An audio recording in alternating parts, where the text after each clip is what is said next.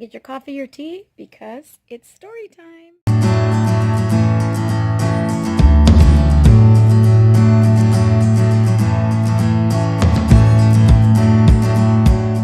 I want you to imagine for a moment that you and your spouse have been waiting a few years to have a baby, and for whatever reason, you haven't been successful.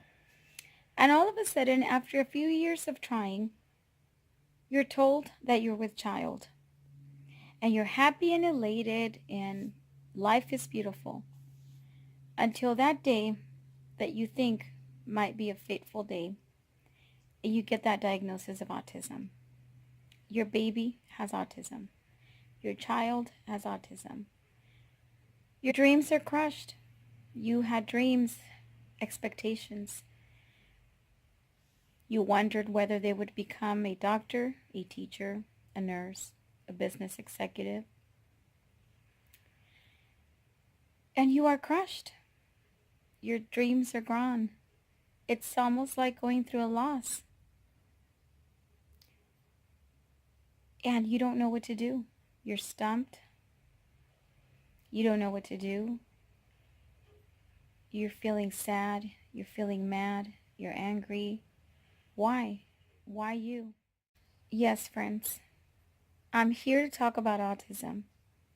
It is April, which is thought of as April for Autism Awareness. However, there's a little tweak going on there where now they're coining the term Autism Acceptance, which I'm rather biased by. I'd rather think of it that way. Now, I know that story could be resonating with you right now. You may be newly diagnosed with an autistic child, or maybe you're autistic yourself. I don't know. But I'm here to tell you that was a bit of a part of my story. I've been touched by autism in my family. There's different members of my family, which for privacy reasons, I'm not going to say names or tell you who it is, but I am going to tell you that I'm not here to give you statistics. I'm not here to give you personal stories that will make you cry. I just want to share information, being that is acceptance and awareness. I want to share information on some of the strategies that have worked for us, for me and my family, and also being a nurse. I'm a registered nurse. I've worked in a children's developmental center, including tons of people with autism, kids, children, teenagers, babies, what have you. And so I've seen a lot of strategies and have personally tried them. I've taken a lot of, as a nurse, obviously, a lot of training in specialized ABA courses, applied behavior analysis, for those of you that don't know what that means.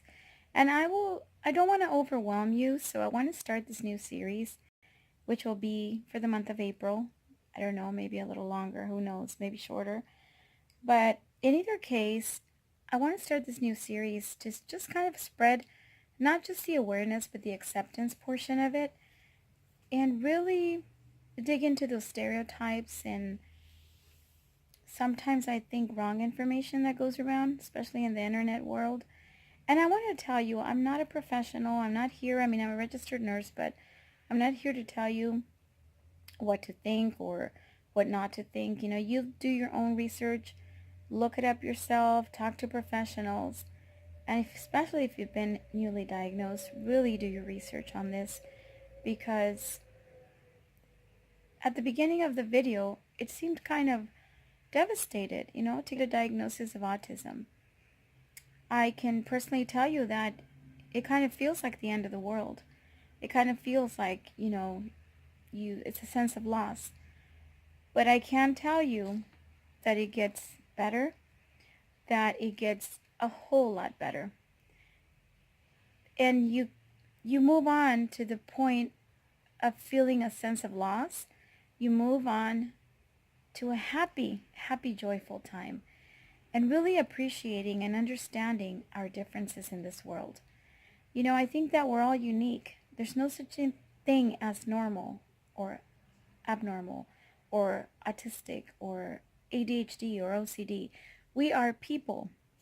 We are human beings, and we're all different in our unique ways, even if you don't have a diagnosis. So that's what I'm here to talk to you about today. And today I'm just going to go over a couple little facts, because little fun facts that I wrote here. Well, I'm not sure if they're fun, but it's a reality of autism. And I have to put on my glasses because I can't see. I'm getting to be an old lady now. Anyway, so the first thing I wrote here, which I really had not dug into this, being a nurse and all and everything, but a lot of times we don't know everything.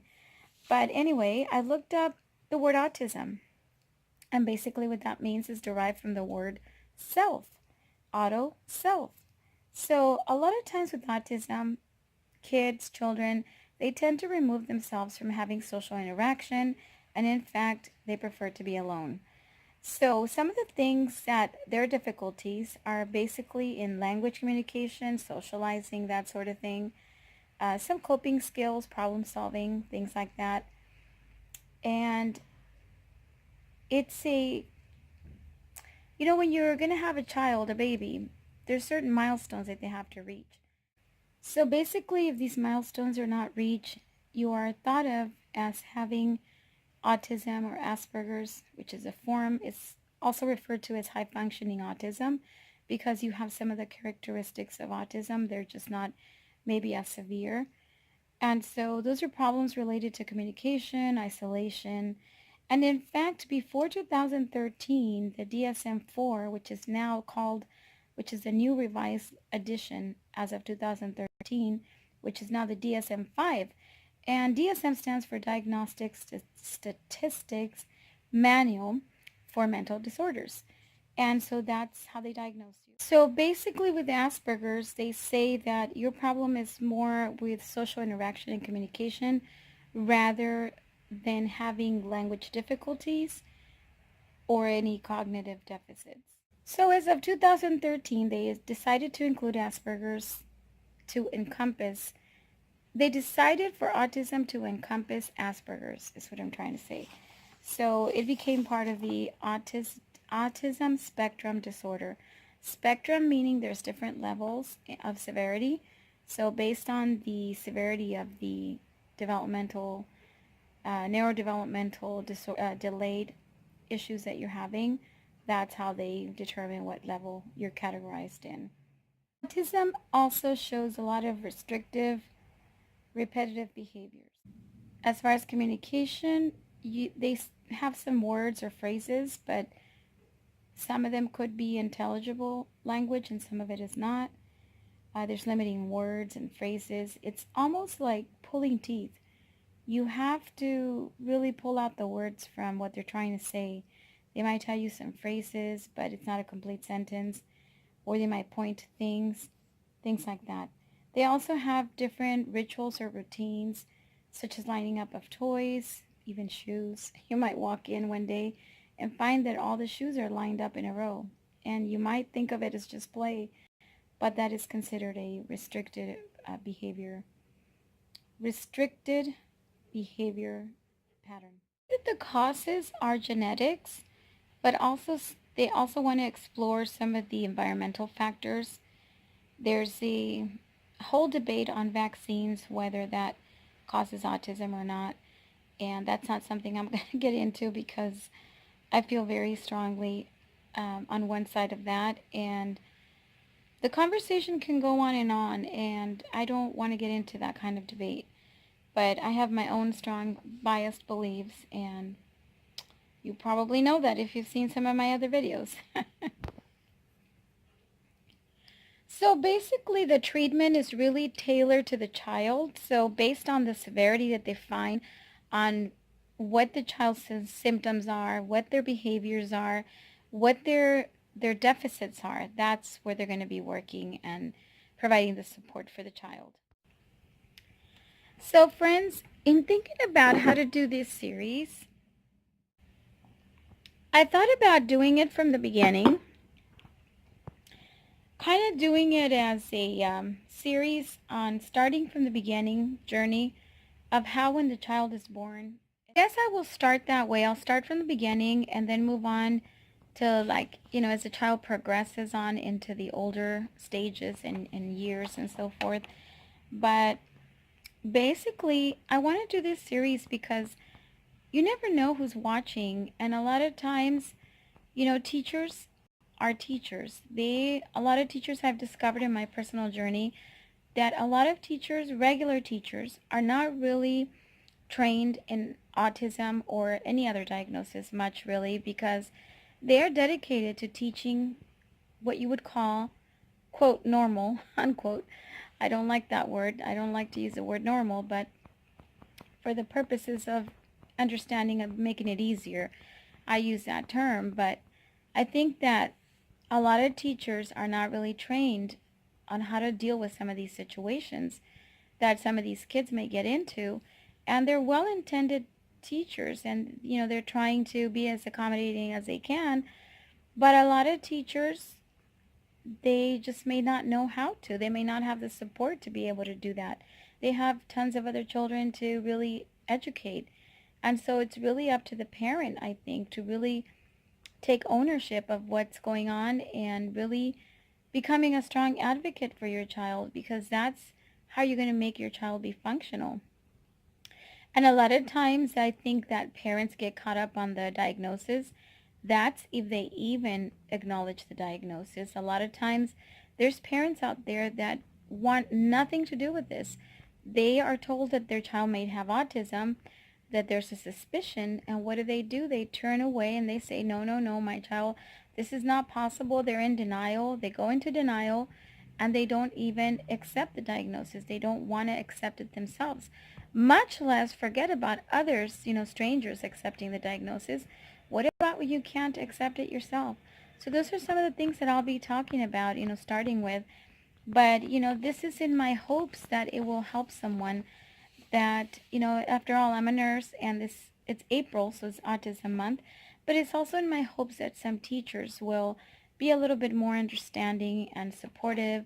I know that specialized teachers in special education, they're well trained with this, but a lot of times now we have a lot of inclusion. We have a lot of students that go into the regular education programs with maybe somebody to help them as extra support, whether it be an educational aide or an ABA therapist, or maybe they're just in there with no help, with no support, no aid. And so there needs to be some accommodations in the schools for this. And finally, also to really possibly get more supportive communities out there. There's a lot of communities, they may not have experienced autism. They may not even know what it means, what it is, or what to expect. And a lot of times I think media tends to blow things out of proportion sometimes, or only show those things when it gets to a severe kind of level, and it doesn't show how the child got. So people may have the wrong idea about what autism is, and I think that we need to educate the community to be able to know how to deal with an episode going on. Maybe the child is down on the floor and they're throwing a tantrum, and you're passing by and you have no clue what autism is, but you're judging, you're looking, throwing fire at those parents and saying, oh my God, shut that brat up, shut that kid up, tell your brat to shut up. And that's not the right approach, friends. So that's what I want to talk about. But I also want to talk to some of the parents that have been touched by autism, to have faith and to really have a different perspective, a different feeling about autism, not the feeling that autism is fatal, that, oh my God, this is tragic, my child has autism, whatever it is. You need to move past that and move forward so that you can have high expectations of your child, because if you don't, nobody else will. So anyway, I don't want to get too lengthy on these videos, so I will continue this series along with many other things I have for my channel. So it's not just autism. So I know the conversation can go on, so we will continue our conversation. However, I would love it if you would consider subscribing so that you don't miss out on my next videos. Click on the little notification bell. That will tell you when I have a video hot off the press. So thank you guys so much for watching.